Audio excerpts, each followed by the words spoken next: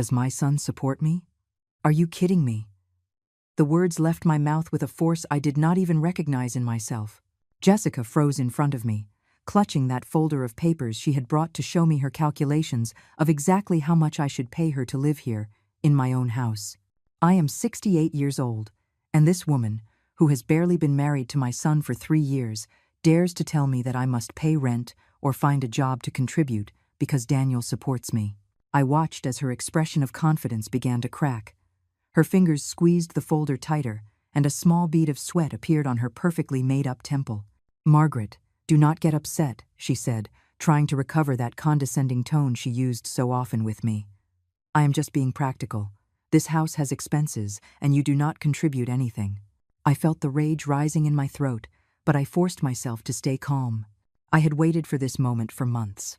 I had endured her comments, her looks of disdain, her not-so-subtle suggestions that I was extra baggage in this house. But this demand that I pay rent, this claim that my son supported me, this was the limit. "Let me ask you something, Jessica," I said, taking a step toward her. She instinctively stepped back. "Have you ever actually seen the property deed for this house?" Her face paled visibly. "I do not understand what that has to do with anything," she stammered. "It has everything to do with it," I replied. "Because when you talk about who supports whom, when you talk about who pays for what, you should know exactly whose house you are standing in." The sweat on her forehead was no longer a single drop, but several. Her eyes darted nervously from side to side, as if looking for an escape route. "Daniel told me the house was in his name," she murmured with a trembling voice. "Oh, really? Daniel told you that? How interesting. Because the papers I have kept safe in my bedroom say something very different. And when I mentioned those documents, when I pronounced the word papers, I saw the color completely vanish from her face. But I am getting too far ahead of myself. To make you understand how we reached this moment, to make you comprehend why Jessica's words wounded me so deeply, I need to tell you how this all started. I need to take you back in time, to when this house was just an impossible dream and I was a widow with a small boy to raise. It has been 3 months since Jessica entered my life. 3 months since my son Daniel came home with that nervous smile and told me he had met someone special. I was happy for him. After all, he was already 32 years old, and I had started to think he would never marry. Jessica came to dinner that first night, wearing an elegant dress and carrying a bottle of expensive wine. She shook my hand firmly, looked me straight in the eyes, and said she had heard a lot about me. During those first few weeks, everything seemed normal. Jessica came to visit us, always polite, always smiling. She helped set the table, praised my cooking, and asked Daniel about his work. I thought he had finally found a good woman, one who would take care of him, one who would make him happy. How wrong I was. The wedding was small, intimate. Daniel asked me if I minded if they lived here for a while, just until they saved enough for their own place. Of course I did not mind. This house has 3 bedrooms, and I had lived alone since he left for college. Having him back, even temporarily, filled my heart. I suspected nothing when Jessica started bringing her things over. I did not see the red flags when she began rearranging the living room furniture. The first month was quiet. Jessica worked at a real estate office and left early every morning. Daniel continued with his job at the construction firm, just as always. I kept the house clean, made breakfast, cooked dinner. It was my way of contributing, I thought. My way of helping them as they started their life together. But things began to change subtly. First, it was small comments. "Margaret, why do you use so much butter when you cook? It is better for your health to use less." "Oh, Margaret, I think we should buy other furniture for the living room. This stuff is a bit outdated." I nodded, smiled, accepted her suggestions. After all, she was young, modern. Maybe she was right. Then came the looks. Those glances that linger a second too long when I enter a room. Those expressions of slight annoyance when I sit on the sofa in the afternoon. Those almost imperceptible sighs when I brew coffee in the morning. I started to feel uncomfortable in my own house, but I told myself I was exaggerating, that it was all in my imagination. The second month, things intensified. Jessica started making bigger changes. She replaced the living room curtains without asking me. She bought new dishes and packed mine away in boxes in the garage. She painted the guest room a color I did not like. When I tried to give an opinion, She smiled with exaggerated patience and said it was important that the house feel like a home for them too. Daniel said nothing. My son, who used to tell me everything, had become distant. He arrived tired from work, ate dinner in silence, and locked himself in his room with Jessica. When I tried to talk to him, he was always in a hurry, always had something to do. Jessica is tired, Mom. Jessica has a headache. Jessica needs to rest. Jessica, Jessica, Jessica. One day I found the framed photograph of my husband, which had always been on the mantel, in the trash. I pulled it out with trembling hands and went to find Jessica. She was in the kitchen making a green smoothie, one of those she drank every morning. I showed her the photo and asked why she had thrown it away. She looked at me with genuine surprise, or at least acted surprise. "Oh, Margaret, I am so sorry. I thought it was trash. It looked so old and the frame was broken. I did not know it was important." The frame was not broken. The photo was not old. But I said nothing. I just cleaned the glass, put it back in its place, and swallowed the tears that threatened to come out. That night I heard Jessica talking to Daniel in their room. Her voice pierced through the thin walls. "Your mom is getting very sensitive over nonsense. We cannot walk on eggshells for her. This is our house too. Our house too." Those words haunted me for days. They made me question my place here. They made me wonder if I really was in the way, if I really should look for another place to live. But where would I go? This was my house. This house that I bought with the sweat of my brow, with years of working double shifts, with the money I saved by denying myself any luxuries to give everything to Daniel. The third month arrived with more changes. Jessica invited her parents to dinner without warning me. I was in old sweatpants and wearing no makeup when they arrived. She introduced me with that fake smile. "This is Margaret, Daniel's mom. She lives here with us." The way she said "lives here with us" made me feel like an intruder, as if I were the guest and they were the owners. Her parents looked at me with something resembling pity. Jessica's mother, an elegant woman with expensive jewelry, patted me on the shoulder. "How nice that Daniel is such a good son and takes care of you in your old age," she said. In my old age. I am 68 years old, not 80. I am perfectly capable of taking care of myself. But I said nothing. I just smiled and served the dinner I had prepared with leftovers I found in the refrigerator, because no one had warned me we would have guests. That night, while I was washing the dishes, I heard Jessica talking to her mother in the living room. "It is not easy, Mom, having your mother-in-law living with you. We have no privacy. We cannot decorate how we want. We cannot make plans without thinking of her." Her mother murmured something I did not catch. Then Jessica continued. "Daniel feels guilty asking her to leave. But I think she should understand that newlyweds need their space." I felt my stomach knot up. So that was the problem. I was the problem. Jessica wanted me to leave, but she did not have the courage to tell me directly. Then began the silent campaign. The comments about older people living happily in retirement communities. The articles she casually left on the dining table about the importance of independence in the golden years. The suggestions that I should go out more, make friends, find activities. I started spending more time in my room. I got up early to make breakfast before they woke up. I cleaned when they were not home. I ate dinner quickly and retreated to my room with the excuse of being tired. I tried to make myself invisible, to not be in the way, to not be a burden, but it was never enough. And so we arrived at today. At this moment, at Jessica standing in front of me with her folder of papers, telling me that I must pay rent or look for work because my son supports me, telling me that I live on charity in this house, telling me that I am a burden that Daniel drags along out of pity. The sweat was now running freely down her face. Her hands shook holding that folder, and I, finally, after months of silence, was ready to speak my truth. The first rays of sun entered through my bedroom window every morning at 5:30.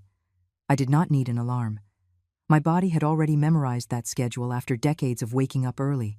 I would get up slowly, feeling my joints protest with every movement. 68 years weigh on you, even though I insisted on pretending they did not. I put on my robe and slippers in silence. The house slept at that hour, and I moved like a ghost through the hallways, careful not to make noise. First I went to the bathroom, then to the kitchen. I turned on the coffee maker, and while the water boiled, I opened the window to let in the fresh morning air. That was my moment. Those 20 minutes before the day began were mine alone. I sat at the dining table with my cup of black coffee, no sugar. The doctor had told me to watch my sugar. He had told me many things about taking care of myself, about not making excessive efforts, about resting more. But how do you rest when you have a household to maintain? How do you rest when you want to prove that you are still useful, that you still have value? I looked out the window while I drank my coffee. I watched the neighbors go out for a run, the workers heading to their jobs, Mrs. Henderson from the house across the street watering her plants. She waved at me when she saw me and I returned the wave. We were of the same generation, she and I. Women who had raised families, who had worked until exhaustion, who now watched how the world spun faster and faster around us. At 6:15, I started preparing breakfast. Daniel came down at 7 before leaving for work. Jessica appeared 10 minutes later, always perfectly groomed, with her makeup flawless and her office clothes ironed. I served scrambled eggs, hash browns, warm biscuits. Daniel ate fast, thanked me with a kiss on the forehead, and ran out. Jessica barely touched the food, always saying she was watching her figure, that she preferred her green smoothie. After they left, I tidied the kitchen. I washed the dishes by hand, even though we had a dishwasher. I liked feeling the hot water. I liked the ritual of cleaning every plate, every cup, every fork. Then I dried everything and put it in its place. The place Jessica had designated when she reorganized all the cabinets 2 months ago without asking me. The mornings passed slowly. I cleaned the house room by room. I vacuumed the living room, dusted the furniture Jessica had bought to replace mine, arranged the decorative cushions she insisted on putting on the sofa, even though no one liked sitting on them. I cleaned the bathroom they used, picked up the wet towels Jessica left lying around, closed the jars of expensive creams she left open. By mid-morning, I went out to the patio. I watered the plants my husband had planted 20 years ago. Roses, geraniums, hydrangeas. Some did not bloom like before, but I continued caring for them with devotion. It was my connection to him, to the days when this house was full of laughter and plans for the future. When I was not invisible, when I mattered. Lunch I prepared for myself alone.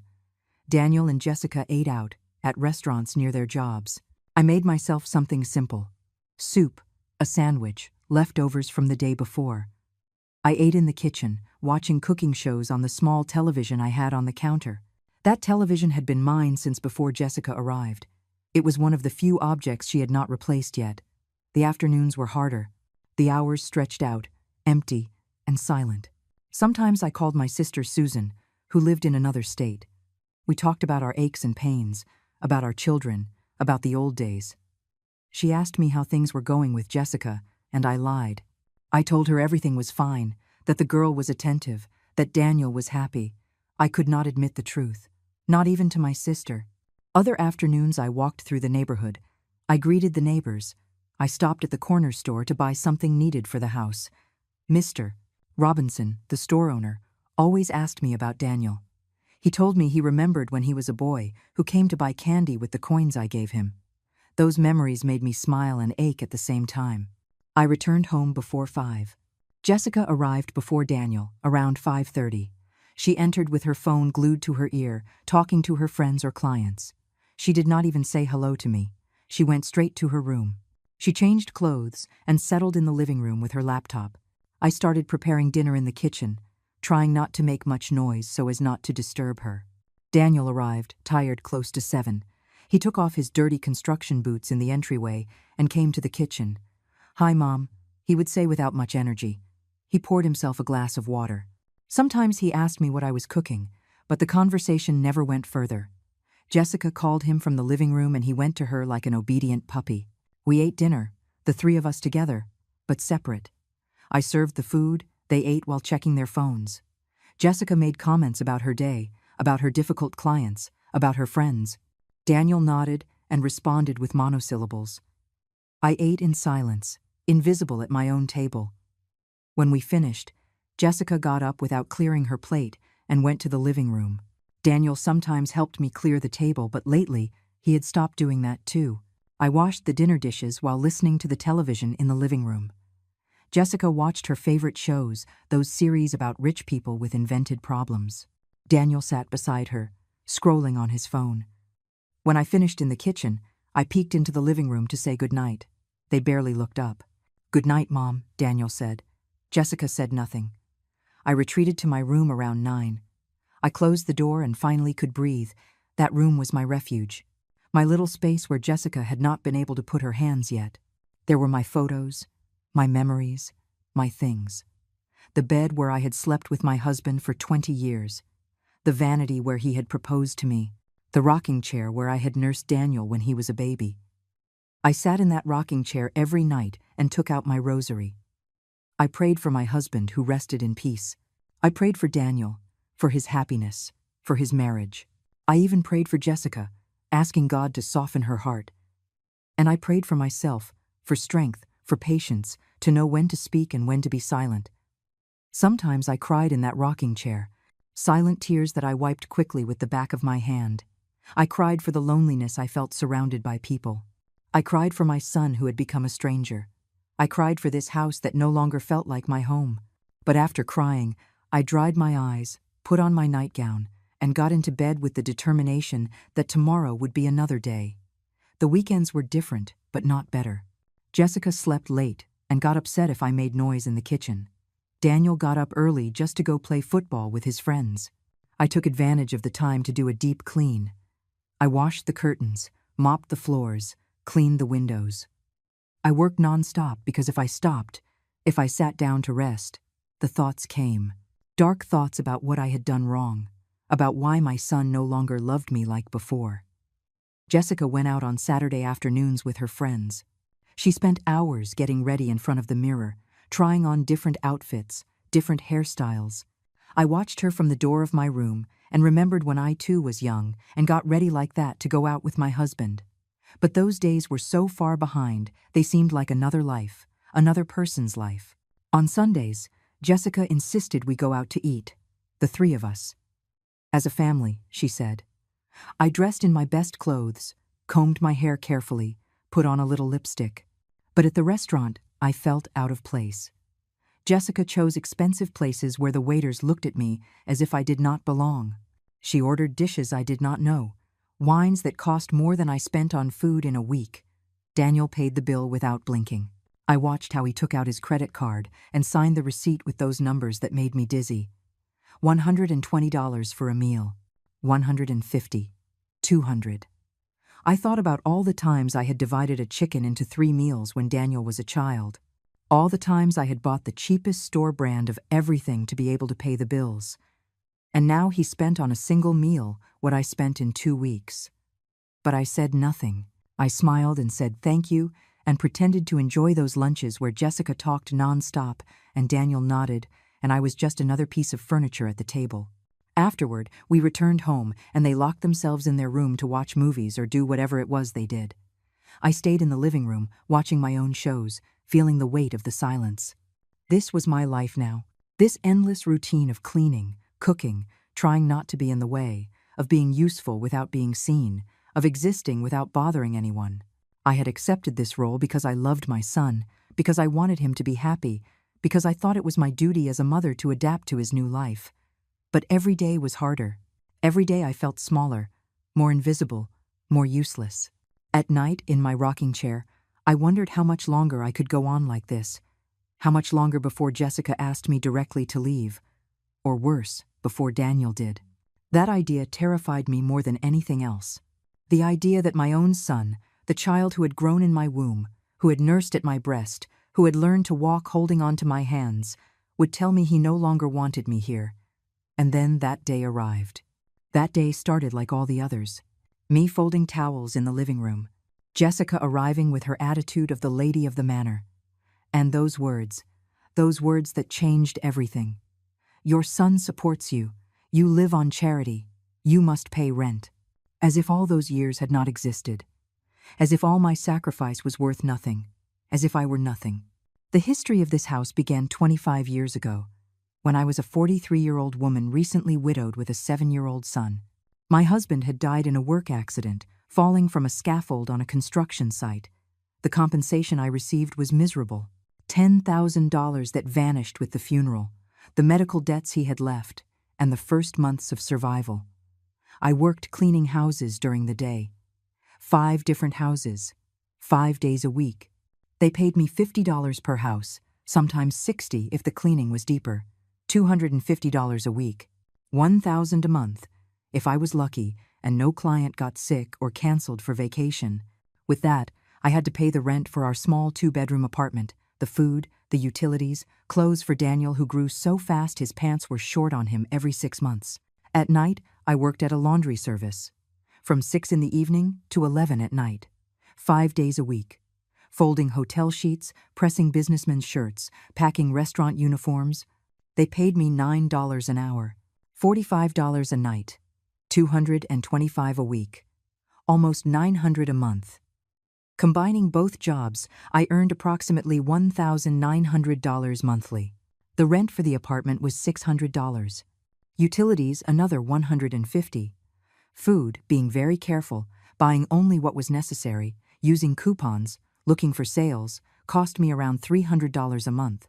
Daniel's clothes, school supplies, medical expenses when he got sick, bus fare to get to and from work, all that added up to another $400 monthly. I had $450 left that I saved religiously in a savings account. Daniel spent the afternoons after school with Mrs. Cecilia, our neighbor, an older woman who charged me $5 a day to watch him, $35 a week, $140 a month. But it was that or leave him alone in the apartment, and I preferred to die before putting my son in danger. Mrs.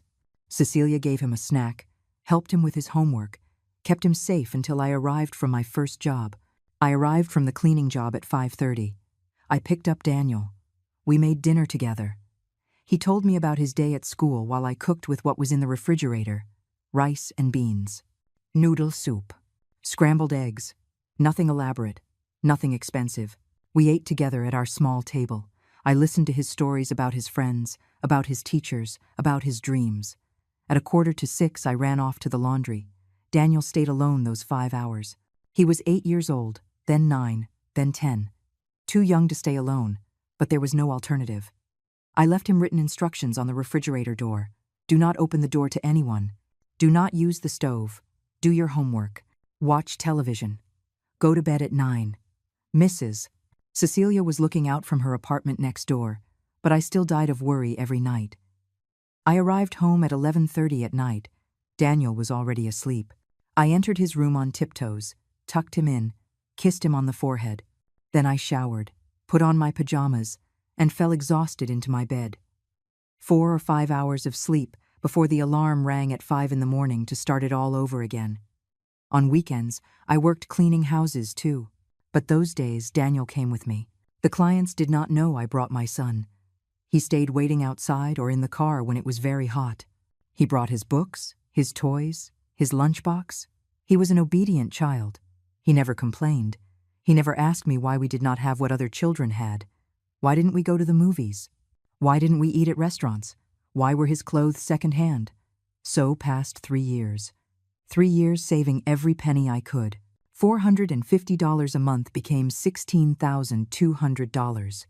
But it was not enough for the down payment on a house.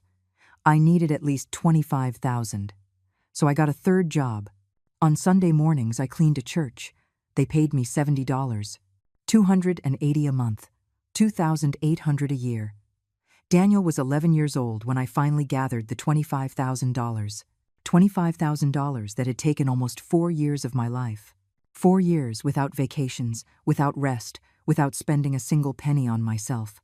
My clothes were the same as always, mended again and again.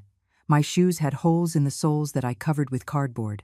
I did not cut my hair in salons, but cut it myself in front of the bathroom mirror. I went to look for houses with a real estate agent, a man named Hector Ortega, who treated me with condescension because he knew I did not have much money. He showed me houses in the worst neighborhoods, houses that needed major repairs, houses with leaking roofs, plumbing problems, cracks in the walls. But they were houses. They were mine if I could pay for them. I found this house, a 3-bedroom construction in a working-class neighborhood. It was not new. It was 30 years old. The paint was peeling. The garden was a disaster. The kitchen had old cabinets and appliances from the 70s. But it was a good size. It had a solid structure. It had potential. and it cost $95,000. With my $25,000 down payment, I needed a loan of $70,000. I went to 4 different banks. Everyone rejected me. A single woman with 2 low-paying jobs without a solid credit history was too much risk. The 5th bank, a small credit union, finally approved me. But with an interest rate of 8.5%, my monthly payment would be $540 for 30 years. I signed the papers with trembling hands. The loan was only in my name, Margaret Salazar. The house was registered only in my name, Margaret Salazar. It was my house, mine. The first thing I truly owned since my husband had died. I cried when they gave me the keys. I cried from relief, from happiness, from terror at the responsibility I had just assumed. We moved with the little we had. A borrowed truck was enough to transport our furniture. Daniel's bed, my bed, the dining table, the old sofa, the small television, boxes with clothes, with dishes, with pots. We did not have much, but it was ours. And now we had a house to put everything in. The first years were difficult. $540 mortgage, plus utilities that were now higher because the house was bigger, plus maintenance because things broke constantly. The water heater broke down the first winter. I had to pay $400 for a new one. The roof started leaking during a storm. Another $600 in repairs. But I kept working. 3 jobs. Daniel grew. At 13, he could stay alone without worry. At 14, he got his first job delivering newspapers in the mornings before school. He earned $50 a week that I made him save for his education. At 16, he worked in a supermarket on weekends. $100 a week. Half he saved, half he spent on his things. I left the laundry job when Daniel was 15. My hands could not take it anymore. The doctor told me I had arthritis from so much ironing, so much folding, so much carrying weight. I focused only on cleaning houses, but I got more clients. 8 houses a week, $400 weekly, $1,600 a month. With that, I paid the mortgage, the utilities, the food, whatever was needed. Daniel graduated from high school with good grades. I got him a partial scholarship to the community college. He studied civil engineering. He worked part-time in construction during the summer. I continued cleaning houses to pay what the scholarship did not cover.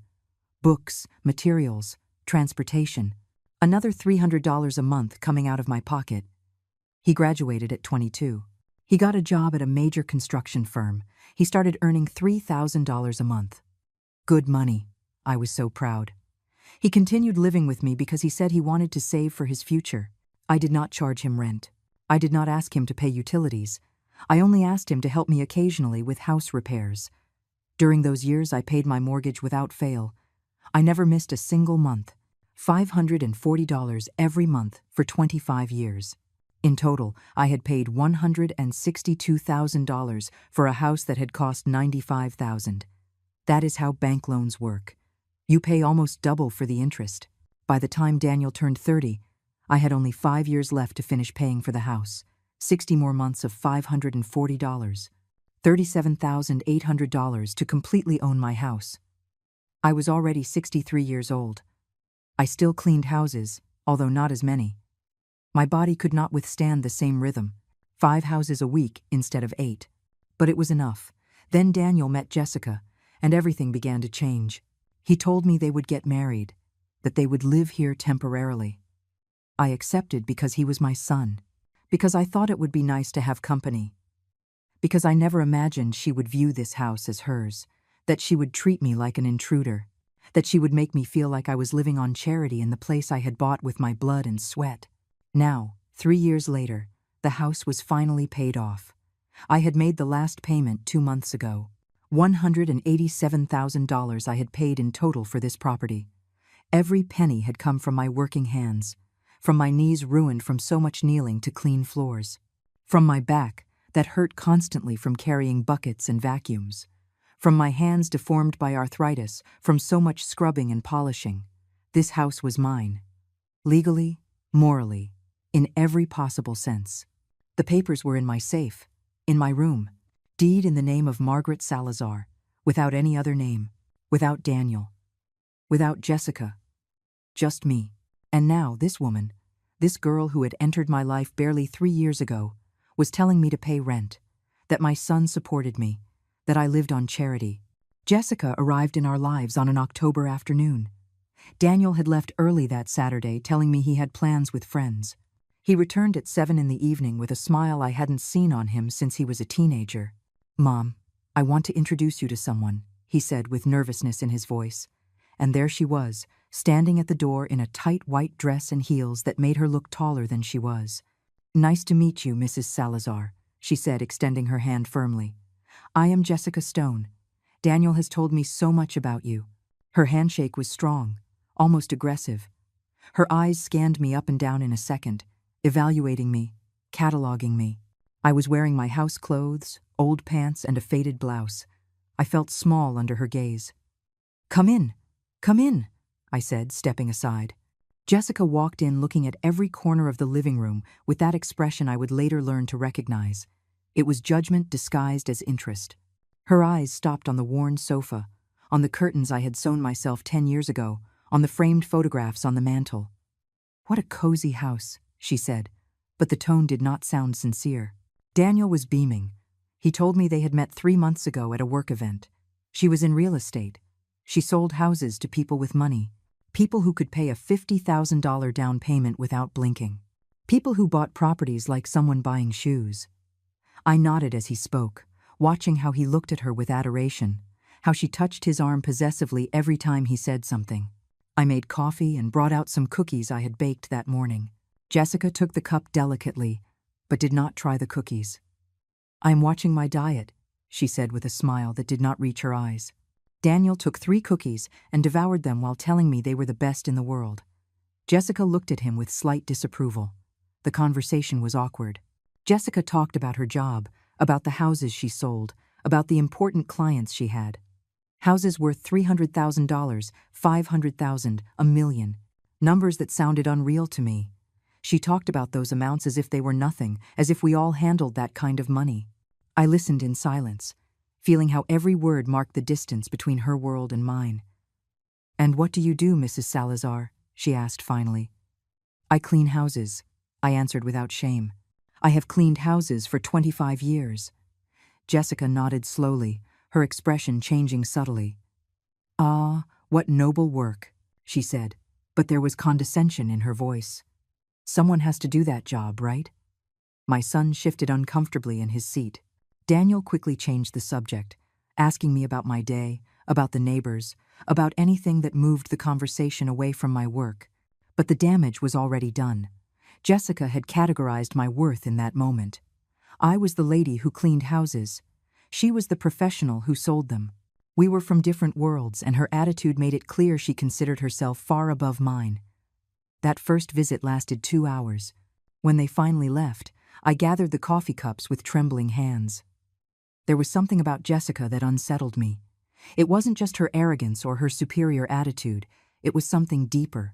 It was the way she looked at Daniel, as if he were a possession.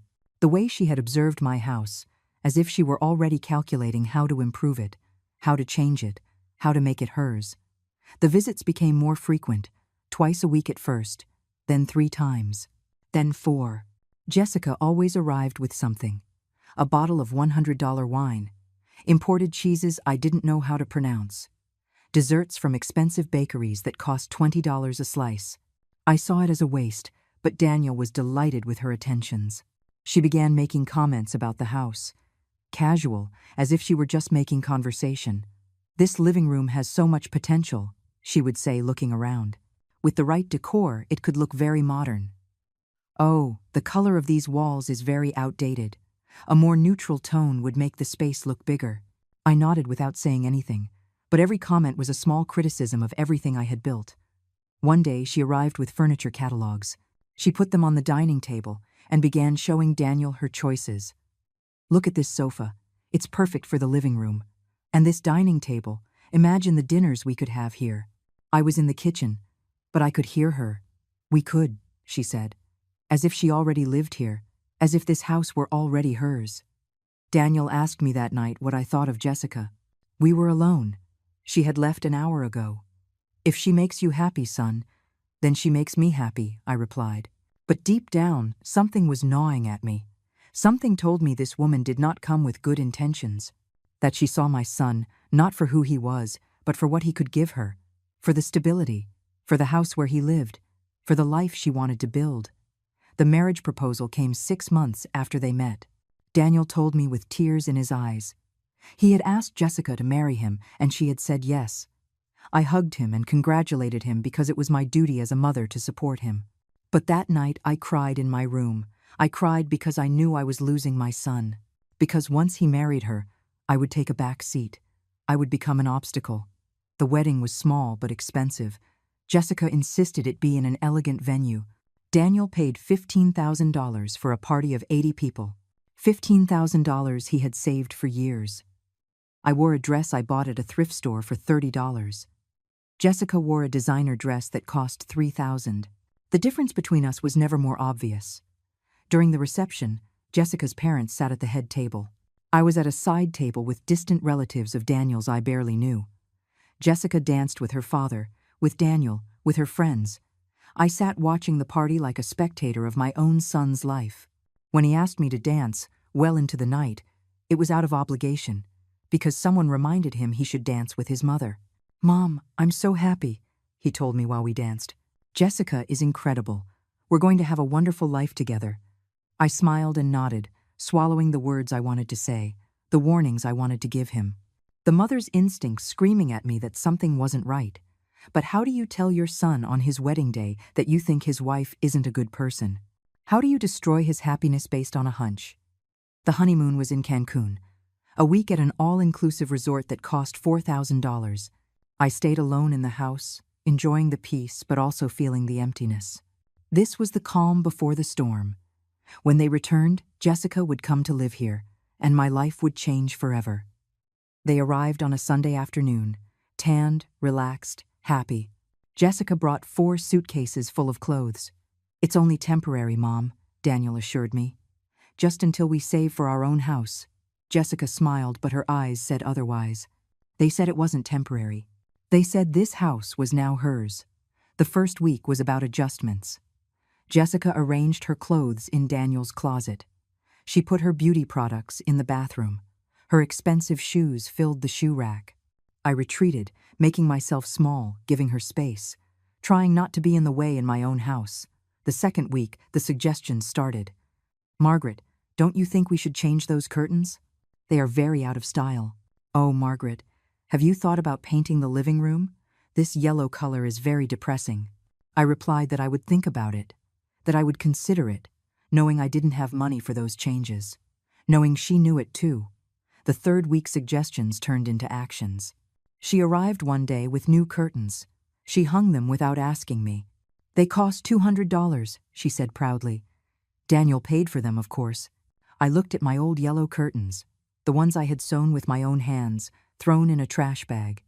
I felt as if they had thrown away a piece of me. Within a month, she had replaced half the living room furniture. The sofa where Daniel had grown up, where we had watched movies together, where I had comforted his childhood nightmares, was sold at a garage sale for $50. Jessica bought a new one for $2,500. "More modern," she said. "More appropriate for a young couple." I started feeling like a stranger in my own living room. The new furniture had no history, no memory. It was pretty, yes. Expensive, yes. But it wasn't mine. It didn't have the marks of a life lived. It was sterile, like Jessica. Beautiful on the outside, but cold on the inside. Daniel didn't seem to notice my discomfort. He was too busy pleasing his wife. He worked more hours to pay for all her purchases. He arrived tired, ate fast, went to sleep. The Sundays we used to spend together he now spent with Jessica. They went out to eat, went to the movies, visited her parents. I stayed alone at home, cleaning the new furniture I hadn't chosen, cooking meals no one appreciated. The months passed like this, Jessica taking more control, me ceding more ground. Until we reached this point, this moment where she dares to tell me to pay rent, where she has the nerve to claim my son supports me, where she believes she has the right to dictate my life in the house I bought with my sacrifice. And there I was, finally ready to defend what was mine. The comments from Jessica became part of my daily routine, like morning coffee or or the pain in my knees. They were constant, predictable, poisonous. Margaret, why do you cook with so much grease? Daniel needs to watch his health. Margaret, don't you think you should fix yourself up a little more? Women your age shouldn't let themselves go like that. Margaret, when was the last time you left the house? It's not healthy to be shut in all day. Every word was a small stab. She didn't shout. She didn't insult openly. She was too smart for that. Her attacks were subtle, wrapped in fake concern, disguised as well-intentioned advice. But I felt the poison behind every phrase. I felt myself becoming smaller with every comment. One morning I made breakfast as usual. Scrambled eggs with ham, fried beans, freshly made tortillas. Daniel came down first and sat down hungry. Jessica appeared 10 minutes later, already perfectly made up and dressed for work. She looked at the plate I had served with barely disguised disgust. Margaret, did you cook this with butter? She asked, lifting a fork and examining the eggs as if they were poison. I can't eat so much fat in the morning. It ruins my diet. Daniel, you shouldn't eat like this either. Look, you're getting a belly. She patted my son's stomach. He looked ashamed and pushed the half-finished plate away. I stood by the stove with the spatula still in my hand. I had gotten up early to make them a hot breakfast. I had used the last eggs in the refrigerator, and she rejected it as if I had served garbage. I can make you something else, I offered with a calm voice. Jessica sighed with impatience. Don't worry, I'll make my green smoothie as always. It's the only thing I really need in the mornings. She took out her expensive blender, the one she had bought that took up half the kitchen counter. She started putting in spinach, banana, protein powder, almond milk, ingredients that cost triple what I spent on normal food. The noise of the blender filled the kitchen. I threw away the eggs Daniel had left on the plate. Food wasted. Effort wasted. The comments about my appearance were especially cruel. Margaret, have you thought about dyeing your hair? Gray hair ages you a lot. Oh, Margaret, you should wear more modern clothes. Those pants look like they're from the 80s. I looked at my reflection in the mirror after every comment. My gray hair that I had decided to leave natural. My comfortable clothes that I had worn for years. Was it so bad? Was I really so ugly? One Saturday, Jessica insisted on taking me shopping. Do you need to update your wardrobe? She declared. You can't keep dressing like a grandma. We went to a department store where everything cost more than I earned in a week cleaning houses. She chose clothes for me without asking what I liked. Tight blouses that weren't my style. Uncomfortable pants. Shoes with heels I knew I couldn't wear because of my arthritis. This fits you perfectly, she said, holding a bright pink blouse against me. It makes you look younger. I tried on the clothes feeling like nothing fit right. Everything was for a body different from mine. A younger body, thinner, without the marks of 68 years of life. Jessica ended up buying me 3 outfits that cost $400. Daniel paid with his card without blinking. At home, she forced me to put on one of the outfits to show Daniel. I felt disguised, as if I were wearing someone else's clothes. My son looked at me and smiled without much enthusiasm. You look good, Mom, he said distractedly before returning to his phone. Jessica nodded, satisfied. See? You just needed a little help to look presentable. Presentable. As if before I had been a disaster. As if my way of dressing all my life had been shameful. That night I hung the new clothes in my closet and put my old comfortable pajamas back on. The expensive clothes stayed hanging for weeks without me touching them. Eventually, Jessica noticed and started making comments. We bought you new clothes and you don't even wear them. What a waste of money. The criticism extended to everything I did. My cleaning wasn't deep enough. My cooking was outdated and unhealthy. My way of speaking was too simple. Margaret, don't say yous, say you. Margaret, don't chew with your mouth open. Margaret, don't talk so loud when I'm on important calls. I became a child being constantly scolded.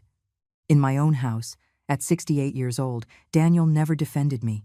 When I tried to explain or justify myself, he asked me not to make drama. Jessica is just trying to help you. Mom, don't take it personally. But how not to take it personally when every part of my being was being criticized? The weekends were particularly difficult. Jessica invited her friends for coffee in my living room. They arrived with their designer bags and their conversations about spas and trips to Europe. I served the coffee and snacks Jessica had bought. They treated me like the maid. "Thanks," they said, without looking at me. Or they simply ignored my existence while I collected their empty cups. Once one of her friends asked who I was. Jessica replied with a casual voice, "Oh, she's my husband's mom. She lives with us." She didn't say it was my house. She didn't say she was the one living with me. She completely reversed the roles, and her friends nodded with expressions of pity. "How generous you are to take care of her," one said. "Not all children do that for their elderly parents." I left the room with trembling hands. I locked myself in my room and cried. I cried from humiliation. I cried from contained rage. I cried because every day I felt more invisible, more useless, more like a burden. And no one seemed to notice my pain. Or if they noticed, they didn't care enough to do anything about it. The straw that broke the camel's back before the final confrontation came one Sunday afternoon. Jessica had organized a family gathering without consulting me. She invited her parents, her older sister with her husband, and 2 of her cousins. She also invited my sister Susan, who lived 2 hours away and whom I hadn't seen for months. I found out about all this just Friday night. "Margaret, you'll need to prepare food for 12 people on Sunday," she informed me while checking her phone on the sofa. "My parents are coming at 2 in the afternoon. Make sure everything is perfect." I was folding laundry at that moment, and her words hit me like cold water. "Sunday? This Sunday? Jessica, I don't have time to prepare for so many people with only 2 days' notice." She looked up with an annoyed expression. "Why not? It's not like you have other things to do. Besides, it's just food. I'm not asking for anything extravagant. Something traditional is fine." Her words burned me. Just food. As if cooking for 12 people was something simple. As if my time was worth nothing. As if I had no right to refuse. Daniel was in the room, but said nothing. He played deaf while his wife gave me orders in my own house. I pressed my lips together and nodded. Because what else could I do? Refusing would mean creating a conflict. It would mean being the difficult mother-in-law, the one who ruins family harmony. So I accepted, as I always accepted everything. Saturday I got up at 5 in the morning and went to the market. I bought chicken, beef, vegetables, ingredients to make 3 different stews, rice, beans, handmade tortillas. I spent $120 of my own money because Jessica hadn't given me a dime for the shopping. Upon returning home loaded with bags, she was eating her green smoothie for breakfast without offering me help. I spent all Saturday cooking. I made pot roast, macaroni and cheese, green bean casserole.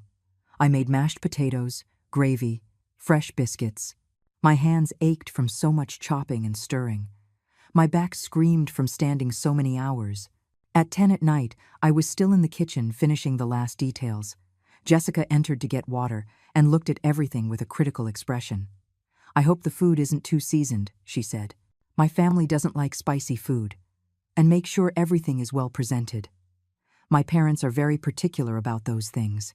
I nodded without looking at her, with my hands submerged in soapy water washing the pots I had used. She left the kitchen without offering to help even once. Sunday I got up even earlier to finish preparations. I cleaned the house from top to bottom. I took out the good dishes, the ones we never used. I set the table with a tablecloth and cloth napkins. I ironed carefully. I arranged fresh flowers in a vase. I warmed all the food and served it on nice platters. By 1 in the afternoon, I was exhausted, but everything was ready. Jessica came down at 1:30 already dressed in an elegant dress and high heels. She inspected everything with a critical eye. She moved the vase 2 centimeters to the left, adjusted a napkin that according to her was crooked. She tasted the macaroni with a spoon and wrinkled her nose. "It's a little salty," she said, "but I guess it will have to do." The guests started arriving at 2 on the dot. Jessica's parents were the first. Mr. Leonard Diaz and his wife Ophelia. He was a hefty man with a gold watch and the attitude of someone used to being obeyed. She was thin and elegant, with perfectly coiffed hair and jewelry that probably cost more than my car. They greeted me coldly, shaking my hand briefly before heading to the living room.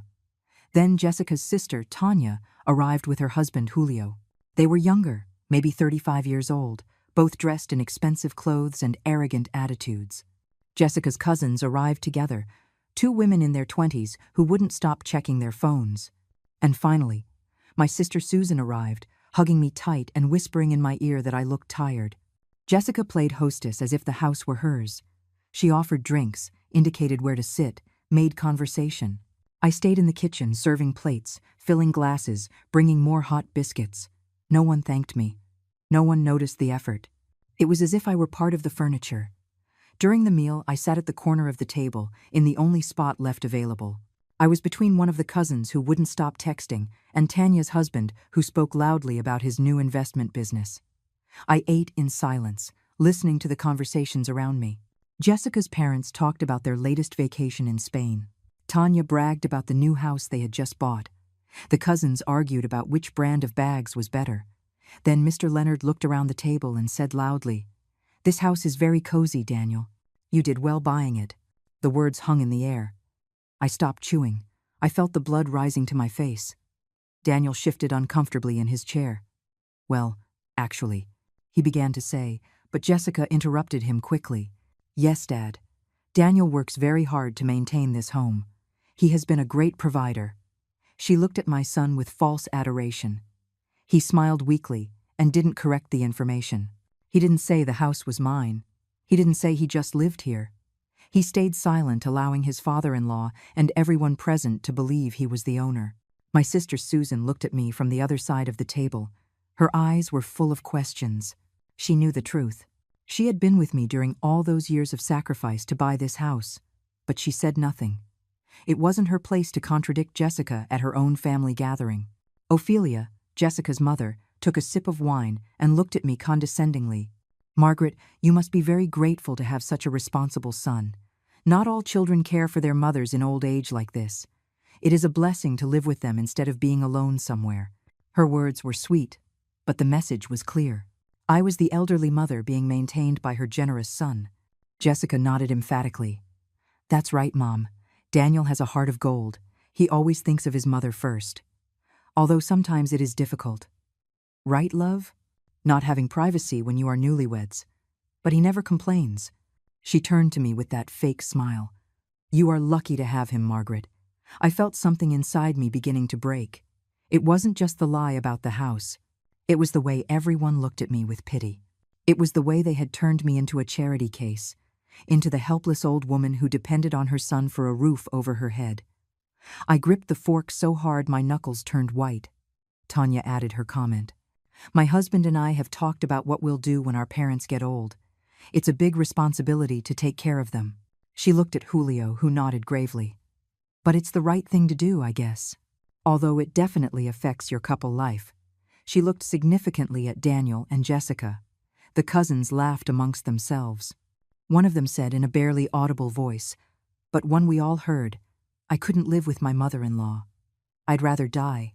The other nudged her, but they laughed as if she had told the funniest joke in the world. I felt my cheeks burning.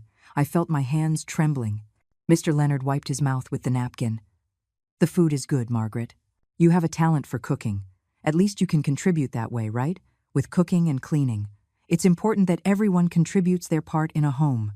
He raised his wine glass in my direction, as if paying me a compliment. I couldn't take it anymore. I stood up abruptly from the table. My chair scraped the floor, making a loud noise. Everyone fell silent, looking at me. "Excuse me," I murmured. "I need to get more water." I went out to the kitchen with quick steps, feeling all eyes fixed on my back. In the kitchen, I leaned against the sink with trembling hands. I breathed heavily, trying to control the rage bubbling inside me. My sister Susan entered behind me and closed the door. "Margaret, are you okay?" she asked with concern. She put her hand on my shoulder. I shook my head. "No, Susan, I'm not okay. Did you hear what they said? Did you hear how they talk about me as if I were a burden? As if I lived on charity in my own house?" My sister hugged me tight. "I know, but you know the truth. That's what matters. But it's not enough, Susan. I have worked all my life for this house. I have paid every penny. And now they treat me as if Daniel is doing me a favor letting me live here. As if I should be grateful. It is humiliating." The tears finally flowed. I cried in my sister's arms, while in the dining room, the cheerful conversation continued among people who viewed me as insignificant. The days after that family gathering were tense and silent. I moved through the house like a ghost, doing my chores without saying a word. Jessica noticed my change in attitude, but interpreted it as a victory. She had put me in my place in front of her whole family, and now I was being obedient. That was what she believed. But in reality, something had changed inside me. Every humiliating comment, every look of pity from her relatives, every word painting Daniel as my savior, all of that had lit a spark that had been fading for months. It was no longer sadness I felt. It was rage. A cold and calculated rage that grew every day. Jessica began to press more, as if she felt I had finally broken and now she could demand whatever she wanted. One Tuesday afternoon, while I was ironing clothes in the living room, she sat in front of me with her laptop and a notebook. "Margaret, we need to talk about something important," she said with that business tone she used with her clients. "I've been calculating the household expenses. Electricity has gone up because now we are 3 people. Water too. Food, obviously, costs more. And frankly, it's not fair that Daniel carries all that alone." I left the iron on the board and looked at her without saying anything. She continued, sliding her finger across her laptop screen. "I have calculated that your personal expenses add up to approximately $500 a month. That includes your portion of utilities, food, and the space you occupy. I think it is a reasonable amount that you could contribute." "$500? I repeated slowly. Jessica nodded, as if she were being tremendously generous. "Yes, or if you prefer, you could look for some part-time work. I know at your age it is complicated, but I know places that hire older ladies for cleaning or childcare. With 3 or 4 days of work a week, you could gather that amount easily." I felt my blood boil, but kept my voice calm. "And if I can't pay that amount?" Jessica sighed, as if the question tired her. "Well, then we would have to consider other options. There are assisted living facilities for seniors that are very nice. Even some government-subsidized ones if you don't have resources. It wouldn't be so bad, Margaret. You would meet people your age, have activities, be taken care of." "Are you asking me to leave?" The words came out harder than I intended. Jessica raised her hands in a defensive gesture. No, nobody is kicking you out. I am just being practical about the situation. Daniel and I want to start a family soon. We need space, we need privacy, and we need the household finances to be balanced. It is nothing personal. It was all personal. Every word was a direct attack on my existence in this house, on my value as a person, on my right to be here. I picked up the iron again and continued my work without answering her. Jessica closed her laptop with a sharp snap. "Think about it, Margaret. I give you a week to decide what you are going to do. But this cannot continue like this indefinitely." That night, Daniel arrived late from work. He ate alone because Jessica and I had already eaten. I was washing dishes when he approached and leaned against the counter. "Mom, Jessica told me you guys talked today," he said with an uncomfortable voice, "about contributing to the house expenses." I stood motionless with my hands in the soapy water. "And what do you think, son?" He shifted uneasily. "Well, she is right that expenses have increased, and I work many hours to cover everything. It wouldn't be bad if you contributed something, even a small amount, just to help." I turned to look at him. This 32-year-old man who had been my baby, who had grown up supported by my effort, who had studied with the money I earned cleaning other people's floors. And now he was asking me to pay rent in my own house. "Do you really think I contribute nothing, Daniel?" I asked with a broken voice. He avoided my gaze. "I didn't say that, Mom, but you have to understand that Jessica and I have plans. We want to have children. We want to travel. We need to save. And you could help a little, right? We aren't asking much. Just $500 a month. Or if you can't pay, you could do more things around the house. Clean more thoroughly. Cook all meals. Wash our clothes. Something to balance things out. Something to balance things out." As if I didn't spend every day cleaning, cooking, washing. As if my work was worthless because it didn't come with a paycheck. I nodded slowly and returned to the dishes. "I understand," I said with a neutral voice. "Let me think about it." The following days, Jessica intensified her campaign. She left brochures for senior living residences on the dining table. She made comments about how liberating it would be for me to have my own space. How happy everyone would be if everyone lived their life independently. Her friends came and talked in front of me about their mothers-in-law who lived alone and how well they were doing. One afternoon, while I was folding towels in my room, I heard Jessica talking on the phone in the living room. Her voice carried through the thin walls. "Yes, Mom, she is still here. No, she hasn't said anything about leaving. She is incredibly stubborn." She paused, listening. I know. Daniel is too nice. He doesn't dare ask her directly to leave because he feels guilty. But I'm not going to live like this forever. We need our privacy." Another pause. "I'm considering giving her an ultimatum. Either she pays rent or she leaves. She cannot keep living on charity indefinitely. She is an adult woman. She should be able to support herself." Laughter. "Exactly. She already had her chance to raise her son. Now it's our turn to live our life without her watching everything we do." I sat on my bed with the towels half folded in my lap. Jessica's words confirmed everything I had feared. It wasn't just about money. It was about kicking me out of my own house. It was about erasing me from my son's life. It was about taking complete control of everything I had built. On Friday night, exactly 1 week after her initial conversation, Jessica summoned me to the living room. Daniel was present, sitting on the new sofa she had bought, looking at his hands with guilt. Jessica was standing, arms crossed, in a position of power. "Margaret, it's been a week," she began with a firm voice. "Have you thought about what we talked about? About your contribution to the house expenses?" I was sitting in the chair that used to be my favorite spot but now felt like the defendant's bench. I looked at my son, expecting him to say something, to defend me, to protect me as I had protected him all his life. But he kept looking at his hands in silence. "I have thought a lot," I finally replied. Jessica looked satisfied, anticipating I would yield to her demands. "Good. Then you are going to get a job or pay from your savings.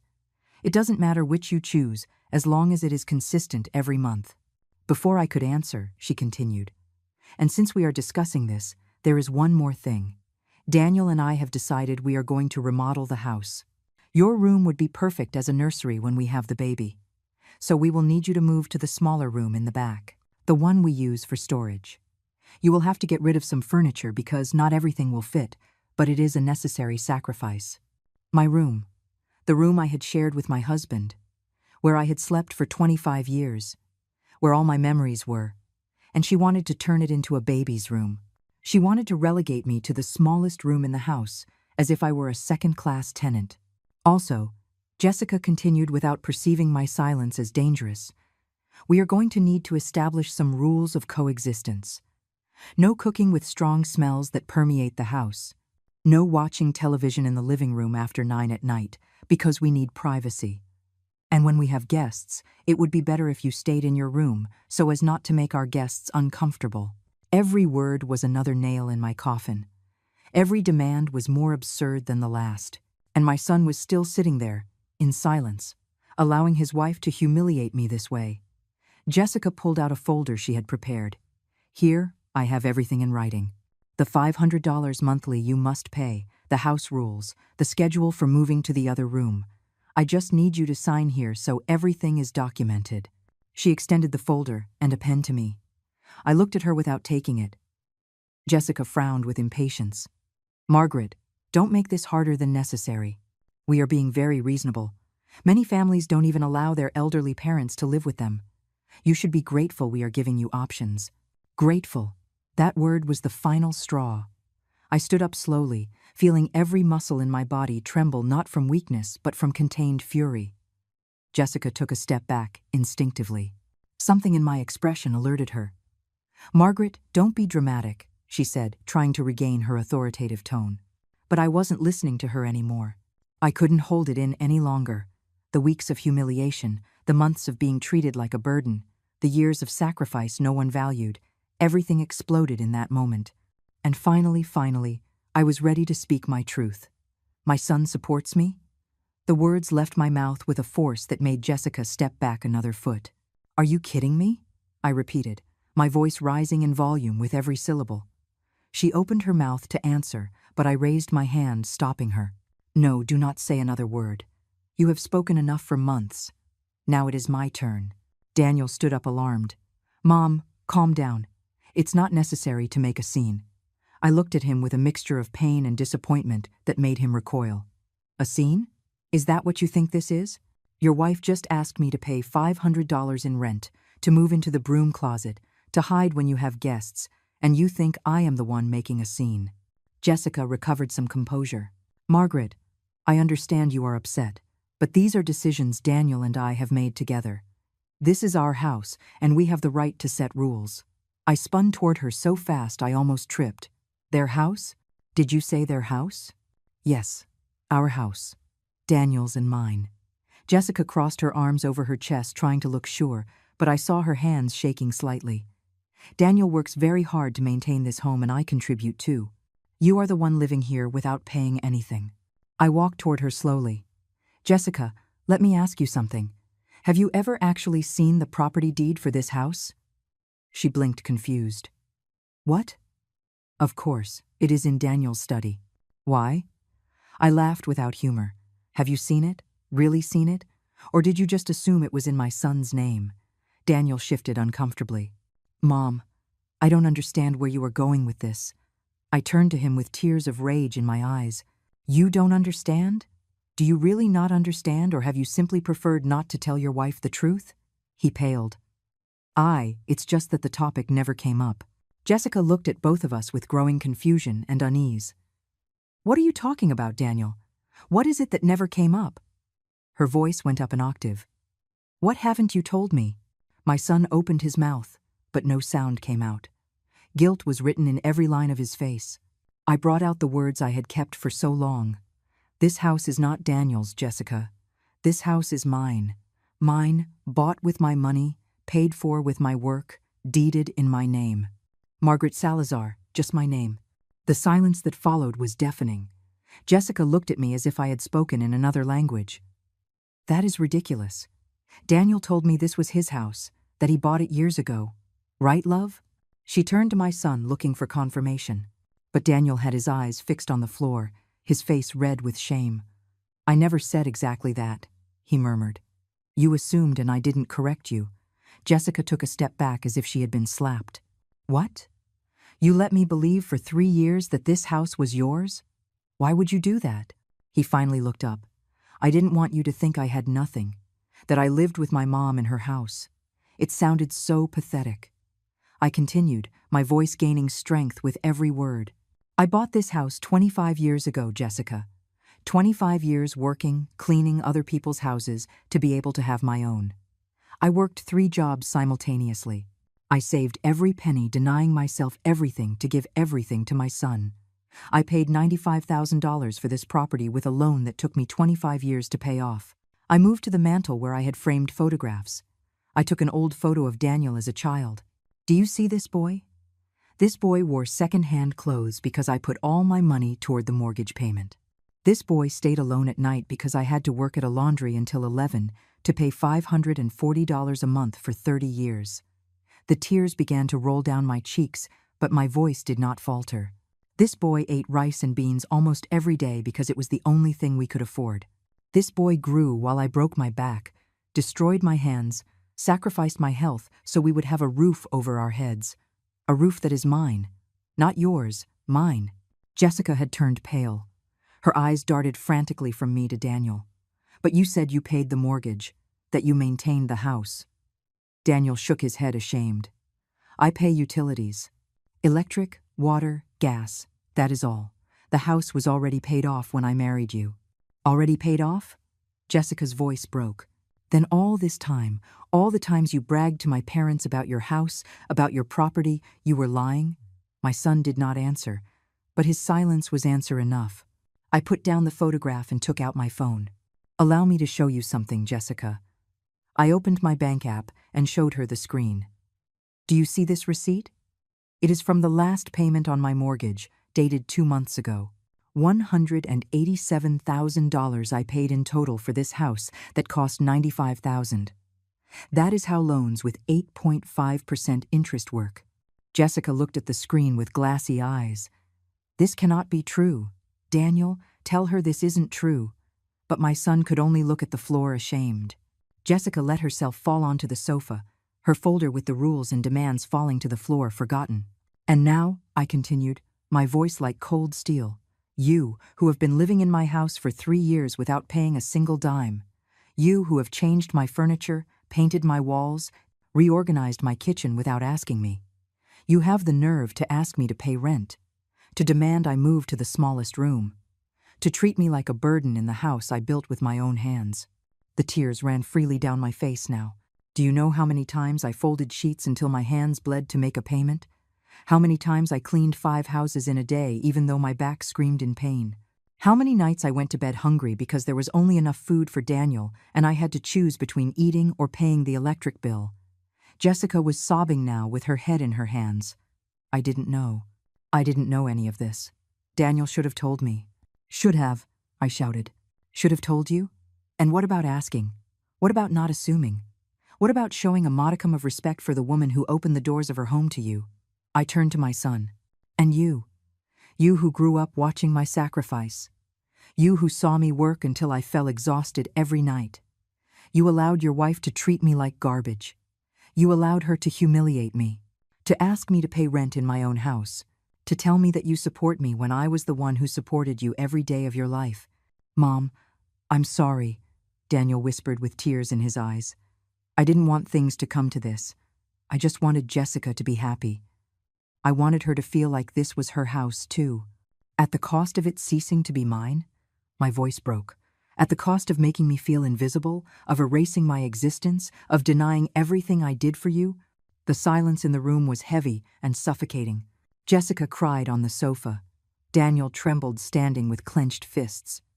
And I, after months of enduring, of keeping quiet, of making myself small, had finally spoken my truth. Finally defended what was mine. I took my house key out of my pocket.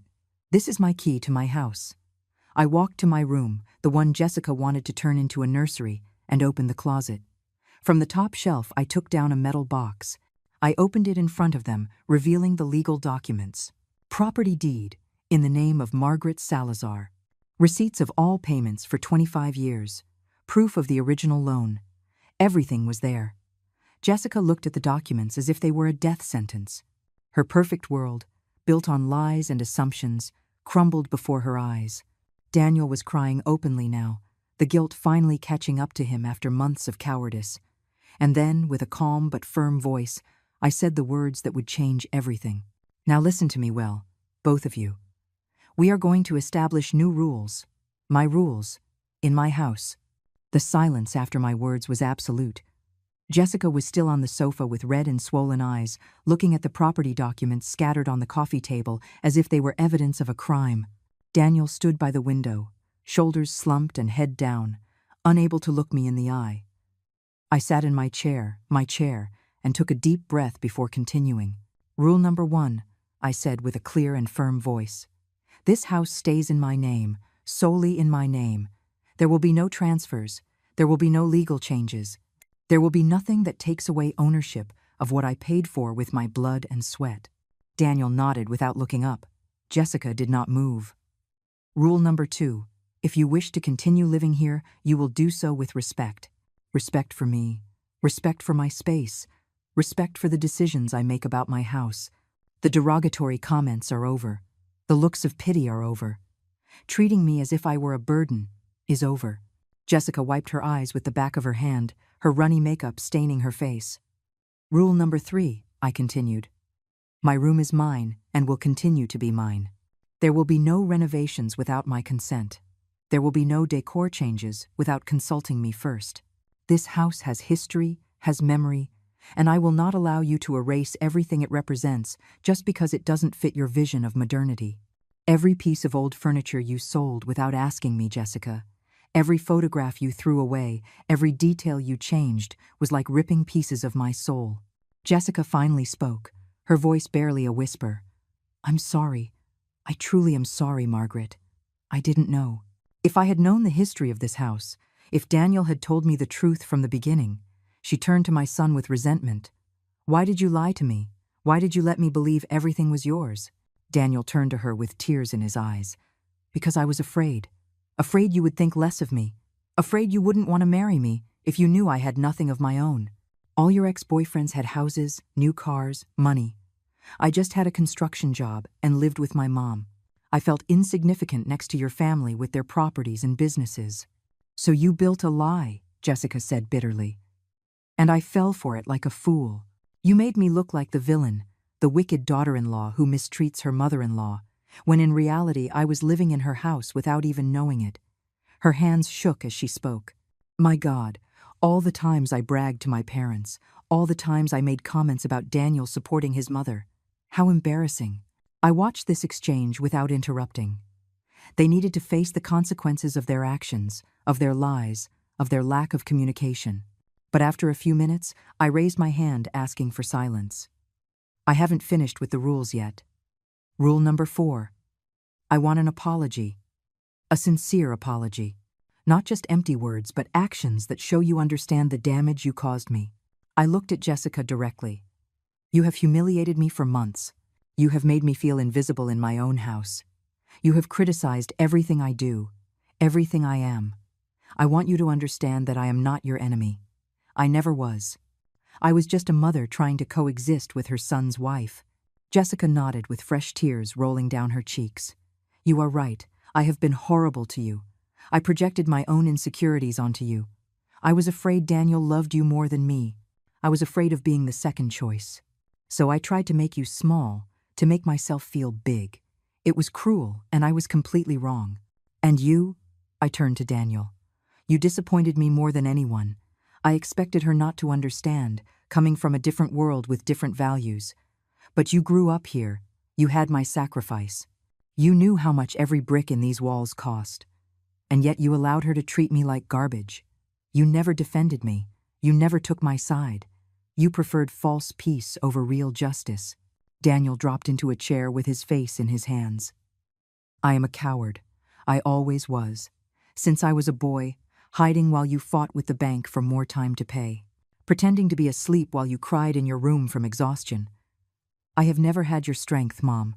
And instead of learning from you, I let my weakness turn me into someone I don't even recognize myself. The clock on the wall marked 11 at night. We had been in this confrontation for hours. I felt exhausted, but also liberated. As if a weight I had carried for months had finally lifted from my shoulders. I stood up slowly, my joints protesting as always. Now comes the hard part, I said, looking at them both. You have to decide if you can live with these new rules. If you can treat me with the respect I deserve. If you can see this house for what it really is, my legacy, my refuge, my home that I opened to you out of love, not obligation. If the answer is no, if you feel you cannot accept this, then maybe it is time you look for your own place. Jessica looked at me surprised. Are you kicking us out? I shook my head. I am not kicking you out. I am giving you a choice. You can stay on my terms, or you can go build your own life somewhere else.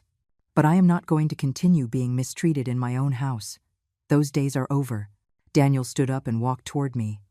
Mom, I want to stay. I want to fix this. I want to compensate you for all the pain I caused you. Please, give me the chance to be the son I should have been from the beginning. He took my hands in his. The hands he knew since he was a baby, when he clung to my fingers while learning to walk. I looked at those hands. They were no longer the small hands of my boy. They were the hands of a grown man, calloused from construction work, strong and capable.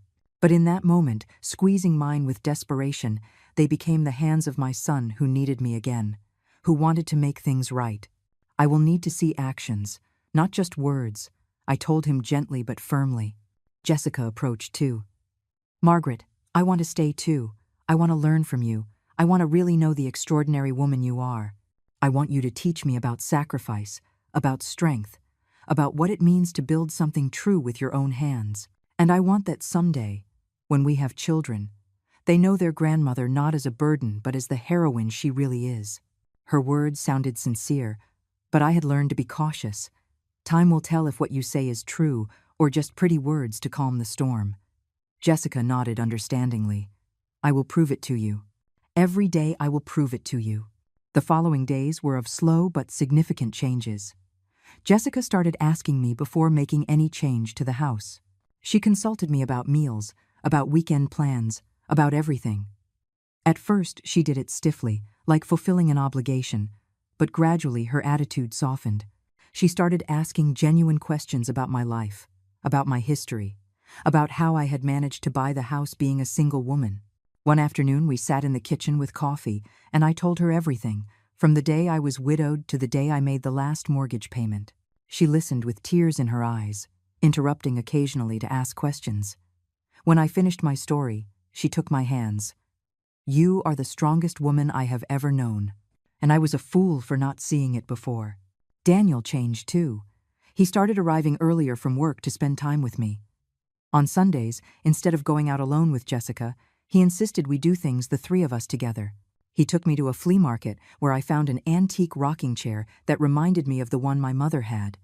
We bought it together and put it in my room. "It's yours, Mom," he told me. "So you never forget that this house and everything in it is yours." Not everything was perfect. There were moments of tension, moments where old patterns threatened to return.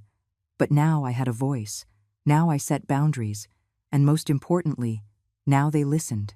1 month after our confrontation, Jessica arrived home with a large box. She put it on the dining table with a nervous expression. "What is this?" I asked. "Open it," she replied. Inside the box was the old sofa cover. No, it was a receipt. "Look outside," she said. In the driveway was a delivery truck. They were unloading the old sofa, my sofa, the one she had sold at the garage sale. "I bought it back," she explained. "I had to look all over the neighborhood. The person who bought it didn't want to sell it, but I insisted. I paid $300 for something I sold for $50. But it's worth it, because it's yours, because it has history, because I had no right to get rid of it." I cried when I saw that sofa. Not because it was particularly pretty or valuable, but because it represented that she finally understood. She understood that this house wasn't just a building with walls and a roof. It was a home full of memory, of struggle, of love. That sofa went back to the living room, next to the new furniture, a mix of old and new, of past and present, of history and future. 3 months later, Jessica organized another family gathering. But this time it was different. She prepared the food, she served the plates, she attended the guests. And when her father made a comment about what a nice house we had, Jessica corrected him immediately. "This is Margaret's house, Dad. She bought it and paid for it completely alone. Daniel and I have the privilege of living here with her." Mr. Leonard's expression was one of surprise. Then he looked toward me with new respect. "Margaret? I didn't know." Jessica had given us another impression. "Accept my apologies." His wife Ophelia also apologized, ashamed of how she had treated me at the previous gathering. I accepted their apologies with grace because I had learned that forgiveness frees both the forgiver and the forgiven. Now, 6 months after that night, that changed everything. I feel at peace in my house. My true house. Jessica and I aren't best friends, but we have developed a mutual respect. She teaches me about technology and social media. I teach her old recipes and family stories. Daniel has recovered some of the closeness we had when he was a child. On Sundays, we cook together like we did before. Will they stay forever? I don't know. Maybe someday they will buy their own house and build their own story. And that will be okay. Because I no longer live in fear of being displaced or devalued. Because now everyone knows the truth. This house is mine. My name is on the papers. My sweat is in every wall. My life is woven into every corner. And if there is something I want other women to learn from my story, it is this. Never let anyone make you feel small in the space you built. No matter who that person is. No matter how much you love them or how much you want to keep the peace. Your dignity is not negotiable. Your value is not subject to debate. And your home, the one you built with sacrifice and tears, will always be yours. Today I sit in my rocking chair looking out the window. I am 68 years old. My hands are wrinkled and deformed by arthritis. My back hurts constantly, but I am in my house. In my house, and no one, ever again, will make me forget it.